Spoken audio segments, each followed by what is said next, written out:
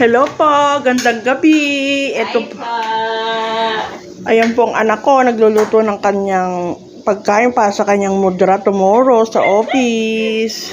Yes. Oh, dito na po niya niluluto ang kanyang pagkain para sa kanyang amo, para pagdating niya matutulog na siya at magpapahinga.